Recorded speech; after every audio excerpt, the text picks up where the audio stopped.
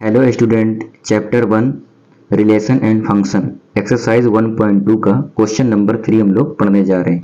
तो जैसा कि क्वेश्चन में दे रखा है, prove that the greatest integer function F such that R goes to R given by F X is equal to x.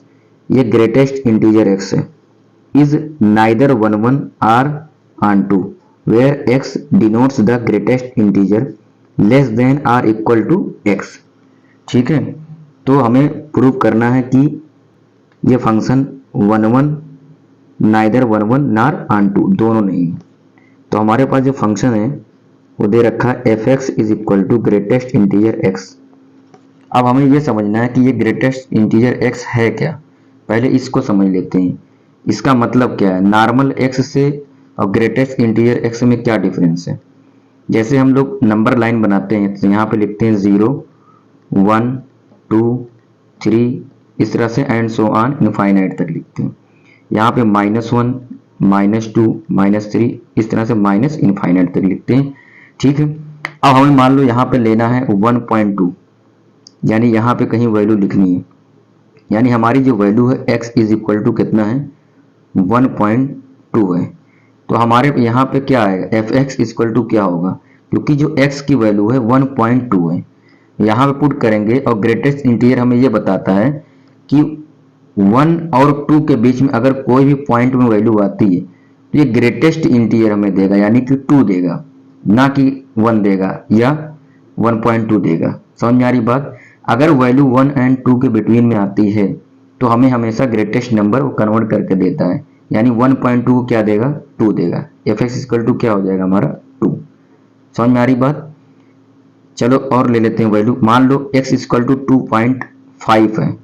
अब 2.5 तो इसके बीच में आ गया 2.5, तो हमें F X is equal to क्या मिलेगा 3 मिलेगा, क्योंकि ग्रेटेस्ट इंटीजर क्या होगा 3 हो जाएगा। 2.5 के आगे वाला ग्रेटेस्ट इंटीजर 3 होगा। अब मान लो कि x इज इक्वल टू आ गया हमारा माइनस में, अगर देखते हैं, अगर आप माइनस में लेते हैं -0.8 -0.8 लेते तो यहाँ कहीं आ जाएगा जीरो के बाद, यानी यहाँ कहीं आएगा, सॉरी यहाँ आएगा जीरो के बाद, जीरो और -1 के इधर आएगा। तो ये -8 किस में कन्वर्ट होगा, ये इसके आगे ग्रेटेस्ट इंटीजर कौन होगा -1 होगा। तो यहाँ पे एफ एक्स की वैल्यू क्या आ जाएगी -1 आ जाएगी। तो आई होप आप लोग को ये समझ में आ गया होगा कि ग्रेटेस्ट इंटीजर का मतलब क्या है। ठीक है, अब हम इसको प्रूव करने के लिए कि नॉट 1 मतलब नाइदर 1 और नॉट ऑन 2 है, इसके लिए हम क्या करेंगे, पहले वैक्यूल बना लेते हैं और एरो डायग्राम के हेल्प से हम इसको लगा लेंगे आसानी से। ठीक है, तो चलिए अब यहाँ पे देखिए ये फंक्शन जो दे रखा है F such that R goes to R, यानी डोमेन में हमारा क्या होगा रियल वैल्यूज होगी और को डोमेन में भी रियल वैल्यूज होगी। अब रियल वैल्यूज आप कुछ भी ले सकते हैं, प्लस भी हो सकता है माइनस भी हो सकता है। ठीक है, मान लीजिए आपने रियल वैल्यूज ली 1.2, ठीक है 1.3 2.1 2.5 2.8 एंड सो ऑन, कुछ भी वैल्यू ले सकते हैं, माइनस में भी ले सकते हैं प्लस में ले सकते हैं। और जो हमने ये वैल्यू ले रखी है इसमें और भी वैल्यूज आएंगी इनफाइनाइट तक, और वही सेम वैल्यू क्या होगी कोडोमेन में भी होगी। ये आपको अब तक समझ में आ गया होगा क्योंकि रियल वैल्यूज दोनों में है। लेकिन यहाँ पे फंक्शन जो हमारा है एफ एक्स, इसके अकॉर्डिंग हम क्या बनाएंगे, इसमें रेंज बनाएंगे यानी कि इमेज बनाएंगे। अब हम देखते हैं कि 1.2 पुट करने पे हमें एफ एक्स क्या मिलेगा। अब जब 1.2 पुट करेंगे तो एफ एक्स क्या मिलता है 2, तो यहाँ पे 2 आएगा, यानी इसकी इमेज क्या बन गई 2 बन गई। बात क्लियर हो रही है। 1.3 रखेंगे तो क्या आएगा, 1.3 रखेंगे तो भी 1 एंड 3 यानी 1 एंड 2 के बीच में आएगा, यानी इंटीजर क्या बनेगा 2 बनेगा, इसकी भी इमेज क्या बनेगी 2 ही बनेगी।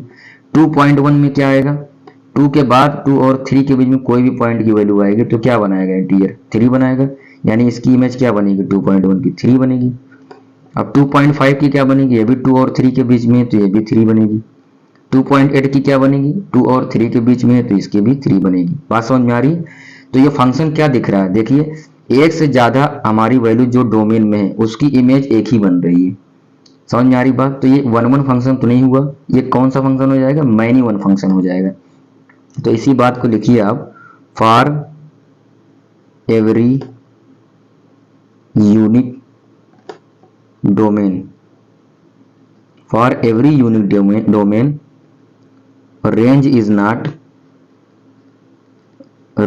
नॉट यूनिक, यानी जो हमारी रेंज बन रही है वो यूनिक नहीं रह गई, क्योंकि इसमें डोमेन की कई वैल्यू से हमारी एक रेंज जो बन रही है, एक इमेज बन रही है, वो कई डोमेन से बन रही है। बात समझ में आ रही? तो यहाँ पे सो it is not one function, तो ये क्या हो गया? ये वन फंक्शन नहीं है। बात क्लियर हो रही है?